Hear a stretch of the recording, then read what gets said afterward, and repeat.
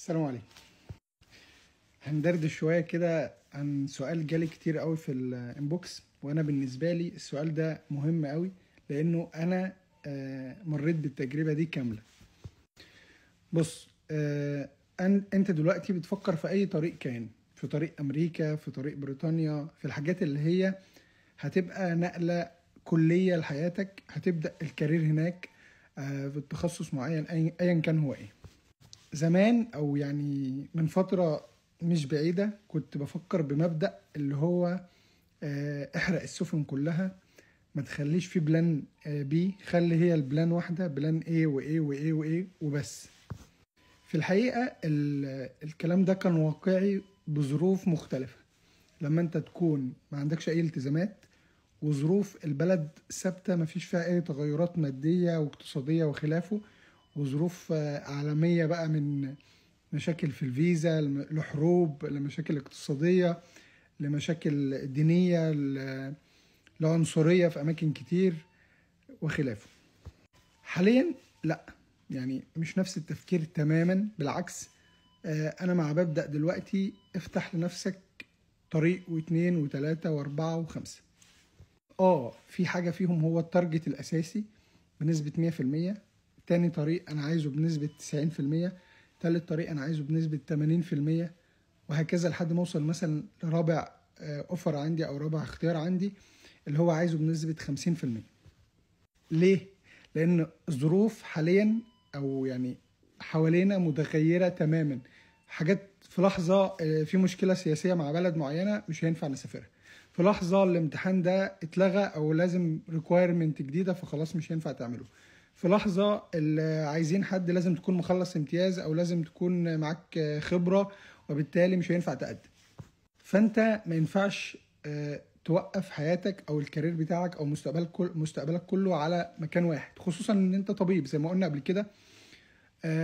انت كل مكان في العالم من ادغال الادغال لحد اكتر مكان متقدم محتاجك، فانت لازم تكون عارف قيمة نفسك. انت كل الفكرة ان انت بتسعى وتجتهد وتعمل اللي عليك عشان تروح مكان انت عايزه، لايا كان سبب اللي انت عايز تروحه، تدريب وترجع بلدك تخدم اهلك، لايف ستايل مختلفة ايا كان. فعشان كده لازم يكون في بدايل، والبديل لازم ما يكونش اللي هو انا عايز احسن حاجة ولو ما جاش هقبل بأسوأ حاجة. ده تفكير غلط تماما. لا، انا عايز احسن حاجة ولو ما جاش هقبل بحاجة اقل شوية بس انا متقبلها، مكان كويس علميا وماديا وخلافه. معرفتش او في مشكلة في النقطة دي هروح للأقل منه لحد ما اموري تستقر، وبعدين اشفت، او ممكن يكون الخير بتاعي في ان انا اخد الاختيار التاني او التالت، ومن الاختيار ده ربنا يوفقني ان انا اعمل حاجة تانية. فاهم القصة ماشية ازاي؟ انت ما عندكش كنترول على كل حاجة. التفكير بمبدأ الطفل الصغير ان اللي هو عنده امتحان فبيذاكر له، فبيدخل الامتحان يلاقي الاسئلة من اللي هو ذاكره فيحل الامتحان فيجيب الدرجة النهائية.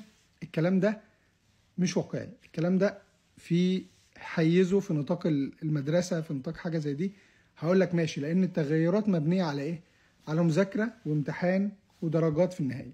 لكن انت الخروج للعالم الخارجي والممارسة والظروف، ظروف اقتصادية، ظروف سفر وفيزا وخلافه، امتحانات، كونكشنز، ظروف عائلية، ظروف اجتماعية، ظروف دينية، عنصرية، خلافه، كل الحاجات دي انت مش هيبقى عندك كنترول عليها ايا كان. فاللي انا شايفه لو انت خلصت امتحاناتك مثلا بالنسبة لأمريكا وجاهز وما عندكش جيش وخلصت امتياز وخلاص اكسبتد كمان في مكان ريسيرش بوزيشن ومش عايز تقدم على التكليف، ما تقدمش، خلاص انا اوريدي مسافر بكره. لكن لو انت مثلا لسه ما خدتش ستيبس او واخد ستيب ولسه لك ستيب 2، لا قدم على التكليف، اوبشن متاح هنا. بعد كده خلاص خلصت والدنيا تمام، مفيش مشكله، اعمل استقاله وامشي، مفيش حد يقول لك انت ماشي ليه بالمناسبه. نفس الكلام بالنسبه للام ار سي اس، نفس الكلام ام ار سي بي، نفس الكلام بالنسبه لبلاب. الظروف بالنسبه للناس كلها مش زي بعض.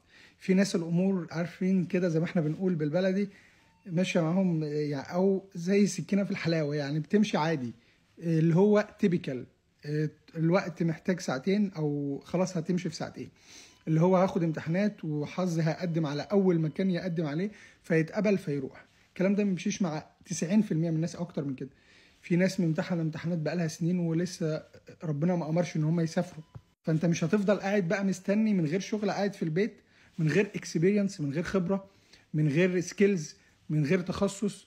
هتلاقي ضغط طول ما انت قاعد في مصر، هتلاقي ضغط اجتماعي عليك. انت بتعمل ايه؟ انت خلصت الكليه، ضغط مادي، محتاج مصاريف ومحتاج دخل وخلافه، فمش تقدر تسرفايف في البيئه دي. فهي حل من اتنين: يا اما تسافر كخطوه ستيشن اي مكان بقى، دوله عربيه، اي حاجه.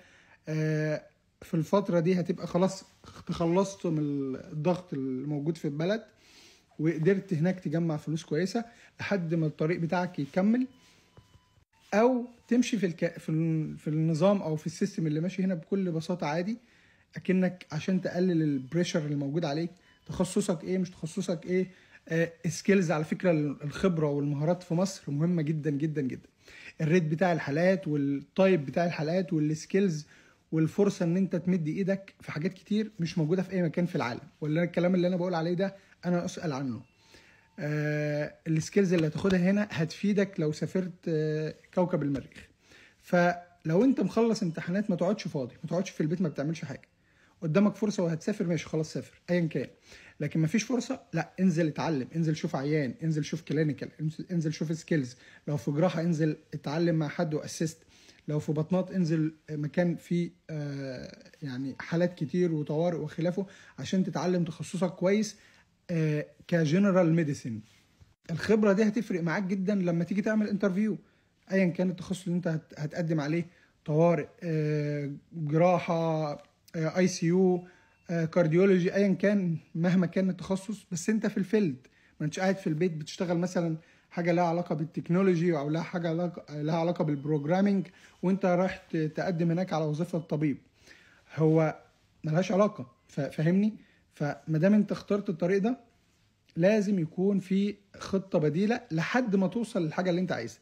مجرد ما وصلت خلاص يا عم ارمي بقى، يعني احرق السفن وقت ما توصل للمكان اللي انت عايزه. لكن طول ما انت لسه ما وصلتش، لا، مفيش حاجه مضمونه تماما. فاهمني؟ الفيديو ده مهم جدا جدا جدا لكل الناس في المجال الطبي، لانه كل واحد هيمر بالقصه دي بشكل او باخر. لا، استفيد علميا. ما تقفلش الطرق من اي ناحيه. مفيش اي حاجه في الدنيا كلها مضمونه بشكل تام. لازم يكون عندك خطط بديله. لازم تكون متقبل فكره الاختلاف وفكره الظروف المختلفه. انت ما بتقارنش نفسك مع حد، ظروف الناس كلها مختلفه. خلي عندك يعني رضا باللي انت فيه مع شغل عشان تبقى في مكان احسن. فاهمني؟ لو اول مره تشوفني اعمل فولو وشير للفيديو ده، لان تحديدا الفيديو ده في ناس كتير محتاجه تسمع الكلام ده. الفيديو ده هيفرق معاك جدا في قرارك بعد كده. لو انت ماشي في اي طريق ما تقفلش الطرق التانية. دي اهم نصيحه بقولها لنفسي وليكم. خلي الباب مفتوح لطرق تانية لحد ما توصل المكان اللي انت عايزه. وصلت خلاص عايز تقفل براحتك، ما وصلتش فيبقى في اوبشن نفسيا انت جواك قابل ان انت تروح مكان تاني.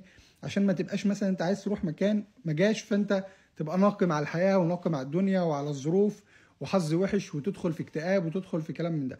لا، لازم تكون يعني عندك سعة صدر ان الظروف والتوفيق لهم شروط معينة، وإرادة ربنا دايما هي الخير لينا حتى لو احنا ما نعرفش ده.